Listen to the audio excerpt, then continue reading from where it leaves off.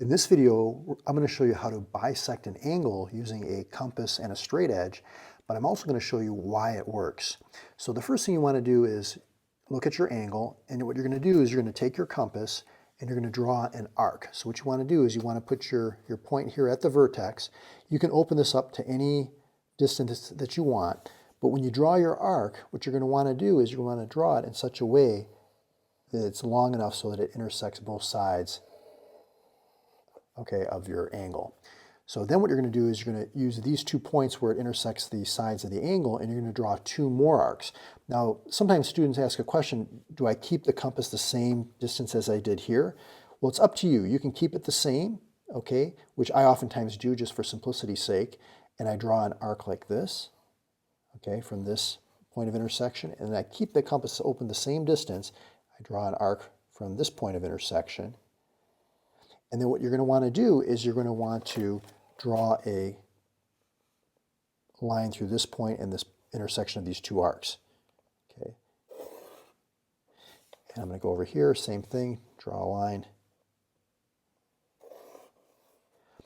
Now, if you wanted to, you could have changed this arc. You could have made this longer. Okay, just make sure when you come over to this point that you don't change how open that compass is, that distance. Okay, so now what you want to do is you want to draw a ray through the vertex of the angle and this point of intersection here, and that's going to be your angle bisector. So let's go ahead and draw that. And so that means that this angle here and this angle here are going to be congruent. Now, why does this work? Okay, so let me go back and explain. So when we drew this first arc like this, right, this is actually a circle. Like if I was to keep going all the way around, this would actually be a complete circle. But that tells me then that the distance from the center of the circle to any point on the circle, that's the radius, so that length and that length are going to be congruent. Okay, so I'm just going to put a mark to show that those 2 segments are the same length. Now when you go over to this point here and this point here, you can keep it the same radius of the circle as this circle here, or you can change it if you want. But what happens is when you go to draw this arc here and this arc here, those are going to be the same radii. They're going to be congruent to each other. Those are congruent circles. So this length and this length are the same.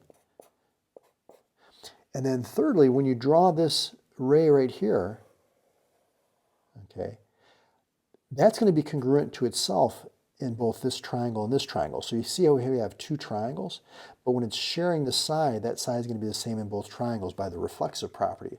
So now what we have is that these 2 triangles are congruent to each other by the side triangle congruence theorem.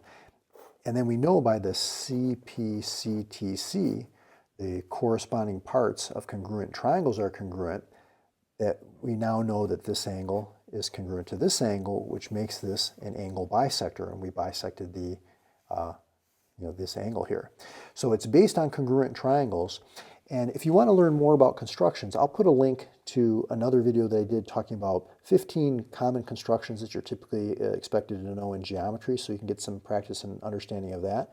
And if you want to go deeper into geometry, I'll also put a link in the description. If you want to join my channel membership on my YouTube channel, Mario's Math Tutoring, at the additional videos level, you can have access to not only my geometry course, but my ACT and SAT prep videos and all my other courses as well. So I'll see you over in those videos.